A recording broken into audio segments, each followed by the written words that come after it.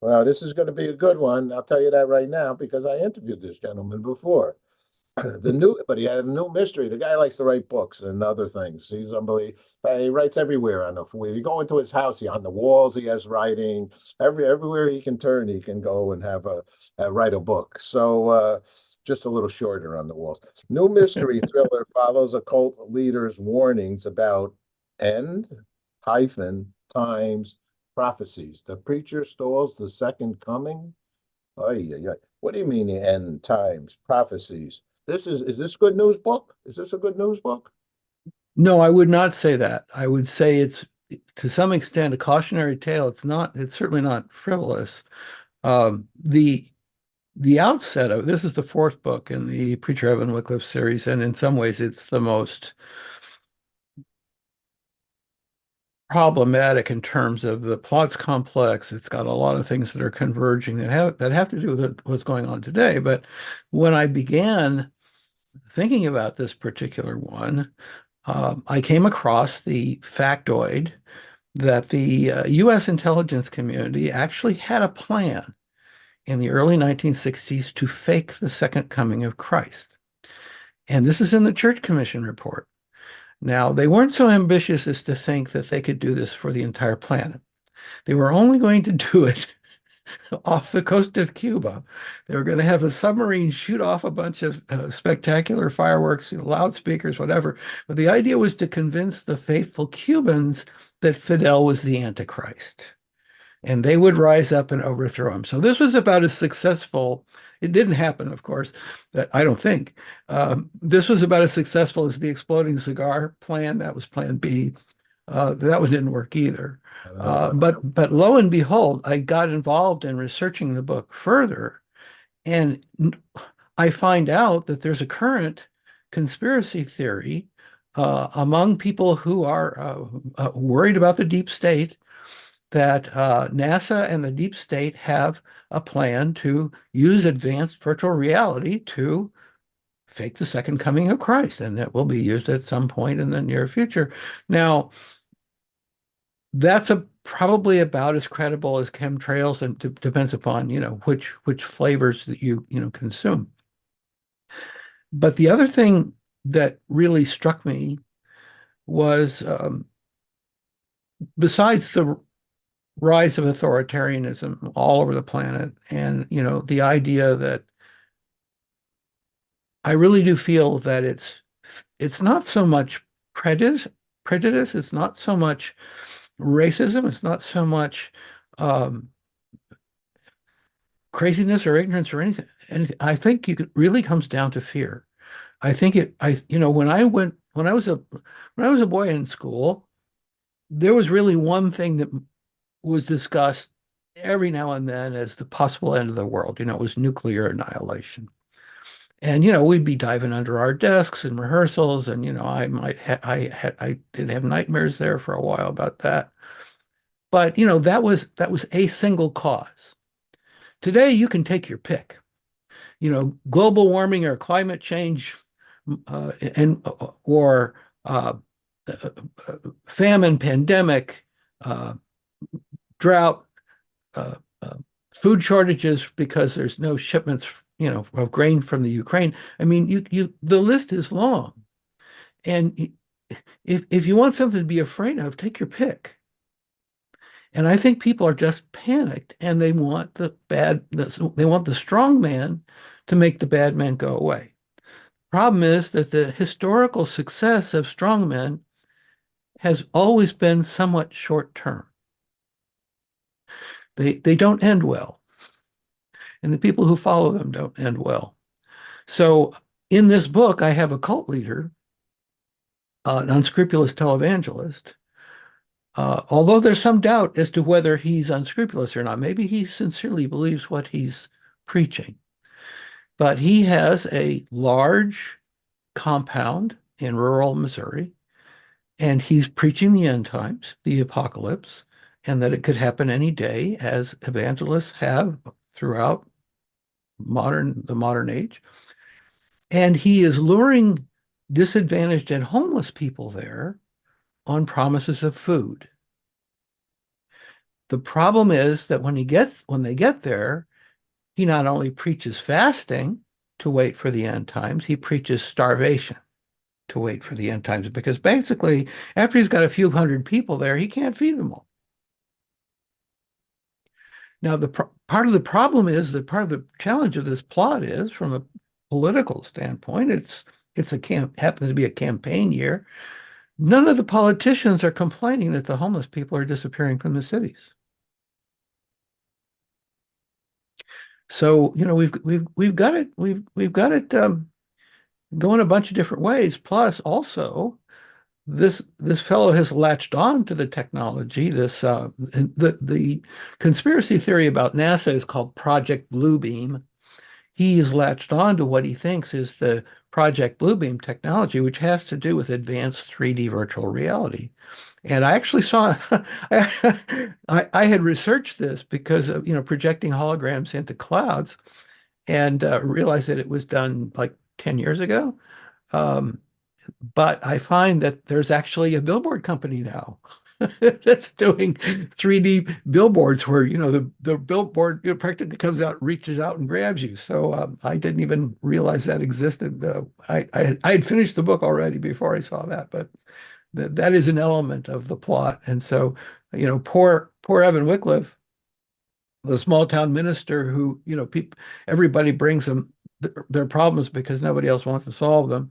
One of the young women from his congregation disappears inside the farm. So he really has to ignore how unbelievable these things are because he's got to find her. So that's the plot. That's the story. Now, throughout the series, we've got, as you can appreciate, we've got the perpetual problems of why is there evil in the world? Why do bad things happen to good people? And I can't promise that there are any particular answers here. But, these are the things that Evan frets with in every one of these books, every one of the four books. The fans have been waiting 2 years for this one, by the way.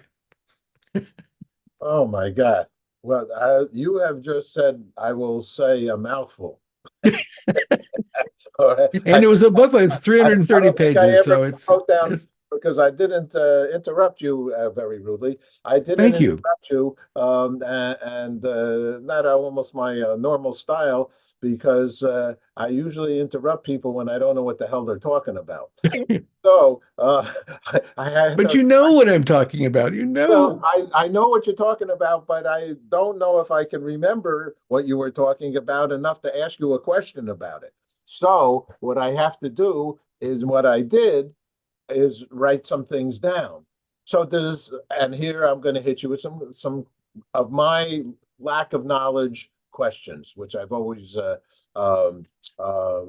used. I always felt is the success I have as a host for a show that I don't know things, and when I don't know something, I want to know it. This Okay, is called Country Boy where I come from, but that's all right. Go ahead, I'm Paul. Tarrytown's. I grew up with six skunks in the backyard and apple trees and Oh my. 10,000 people in a little baby town. And my mother, though, was a librarian. She was a smart one, but I was a rebellious young little child who didn't read. So basically, here my is what is you now? All right, I'm going to go. So what's the second coming of Christ? What is that? Well, as not only predicted in the book of Revelation in some great detail that have to do with the end times, the end of the world, and the reappearance of Christ on earth physically. There were a number of times when Jesus mentioned that he would not only ascend, but he would also come back. And of course, there are any number of interpretations about this, and in the people in the Jewish Abrahamic tradition believe that he never showed up in the first place because he didn't become the literal king of Israel, of the literal king of the Israelites, which was the Messiah role that was looked forward to, and did not overcome the Romans, which was the oppressive regime at the time. Um, but then, as well, there are faithful today who um, seem to want to actually stoke um, discord in the Middle East because the idea of wars and rumors of wars is one of the prophecies of the end times, and the idea of they might hasten the end times by doing what they might think of as God's will to promote these to hasten these end times. And that's part of what this fellow is preaching is, fasting and preparing yourself for those times. Now, the book of Revelation is something of it reads like an LSD trip, really. I have visited the island of Patmos, where it was written, presumably, by St. John the Divine, who was not the John who wrote the Gospel, but on Patmos, which is this very small Greek seafaring island. Uh, you have to hike a mile up to the top of the mountain to get to the cave where presumably he wrote the Book of Revelation, and you begin to realize that as temperate as that climate is, the sea storms on that island have got to be chilly, wet, freaking cold, and just miserable. Okay. And so here's a guy who was running from the Roman Emperor Domitian, who's actually being hunted down as a rebel, as a disruptor, as a preacher uh, of all kinds of sedition. And so he's hiding out up there. He's got a scribe with him, presumably that's the guy who wrote down the the actual book. So he's dictating this book to this fellow, but they probably aren't eating 3 squares a day. They're being smuggled food by whoever would bring them food.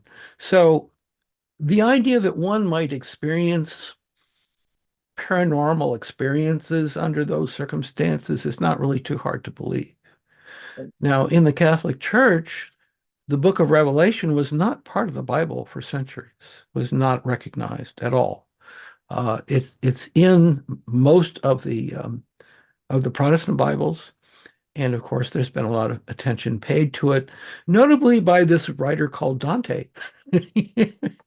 The Divine Comedy, Right. and especially the Inferno.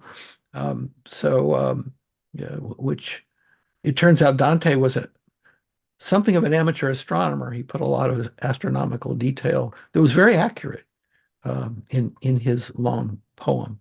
So yes, the anticipation. I mean, there's the other things. The prophecy that you will need the mark of the beast to buy bread, and some people think that's what a barcode is. So there's a lot of stuff swirling around, and if you want to believe now, see now also. I was raised a Southern Baptist. What would you call me now? A profound I don't knowist or a New Age theologian?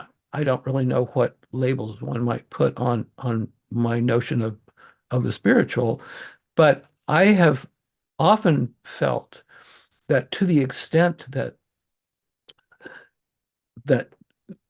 the promise of Jesus would be fulfilled would have to do with not so much a coming of a physical person, but an awakening of Christed consciousness among human beings.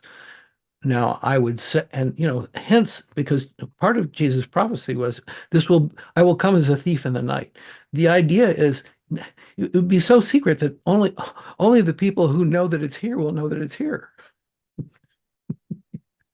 Now, you can look around you and say, well, how close are we to that?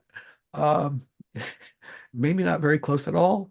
Uh, Let me hit you with one more question. You know a lot about these kinds of things, and your books are extraordinarily interesting as a result. And you're a homework guy, and you've studied, and you're sharing very, very, I will say, very serious subjects.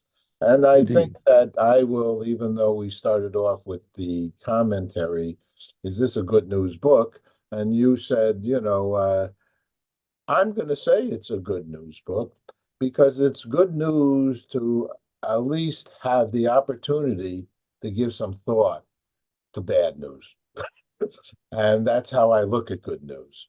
You know, it's not only happy, happy birthday.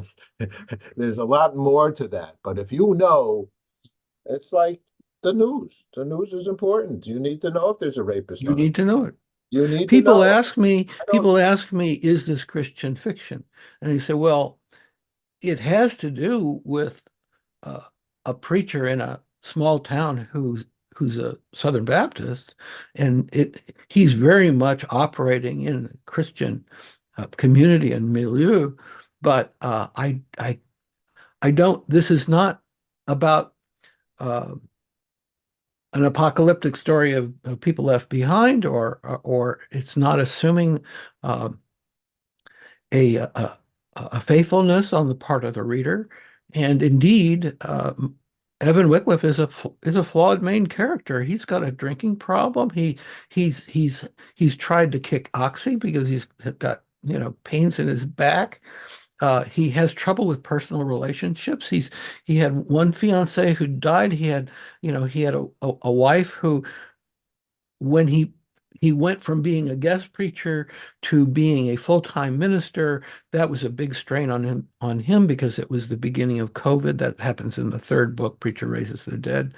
But the woman that he marries, who actually had been a cocktail waitress at the local casino, somebody who's got a huge heart and all kinds of seriousness about this new role, she becomes church lady A+, and she's running the Loving Embrace Committee, and she's delivering hot meals to shut-ins, and she's visiting the sick and the dying. And it turns out that was just too much strain for a human being. And she takes a hike on him. You So have I mean, he personal relationships are eluding him as much as answers to his questions. And there are people in town who will say, "Oh, Evan, he's agnostic. I don't know why he's even a minister." Okay. But Evan would say, if you don't doubt, you're not human. And as you're saying, in terms of reacting to bad news, I don't know anybody who professes any measure of doubt or a measure of faith who didn't reach that from a period of doubt, from what is called the dark night of the soul. Now, reportedly, if you believe the episodes of The Crown, um, Billy Graham told Queen Elizabeth that, after his dark night of the soul, he never looked back. I, uh, my parents had great respect for Reverend Graham, and I was taken to some of the revival meetings, but I will say I have trouble believing that statement. okay. All right. You are very interesting. And as I mentioned earlier, you talk about a lot of things that I am just not familiar with, and very good for our audience to hear and to pick up your book because I obviously it's chunked with many things. Where can people get the book? I know we could talk for a long time, and you could share a ton more. Where do people go and get your books? You have what, four of them The, now? the new book will be released on March the 5th, Okay. and it will be released in trade paperback and Kindle. The other books are all available on Kindle and in trade paperbacks, but they're also available in EPUB, on Apple, Kobo, Google Play, all that. So Preacher um, Stalls the Second Coming is available for pre-order on Kindle, on Amazon, and it will be a little while yet, maybe midsummer, before it's available on EPUB, just so that we can take advantage of some of the Amazon promotions. But the first book in the series, Preacher Finds a Corpse, is free as an ebook. So have at it, and if you feel like you'd like to pursue the rest of the series, and the rest of the books they're certainly affordably priced as ebooks. The printing costs are such that you're bumping up on $20 for a trade paperback, but I like paper. There's a certain degree of comfort, and I don't know, somehow you just the smell of a new book is intoxicating. So yes, and GeraldEverettJones.com is a great place to go to find out all the other, I've written 14 novels, and there's a romantic comedy series about what euphemistically used to be called skirt chasing. And there's a historical fiction, there's literary fiction. Much of it is award winning. That's Gerald with a G, Everett with two T's, not to be confused with Jerry Jones, and I'm taking no bets on the Dallas Cowboys. All right, my friend. Thanks so much for sharing good news with us. I appreciate it. Paul, you're very generous. I do appreciate it. Take care.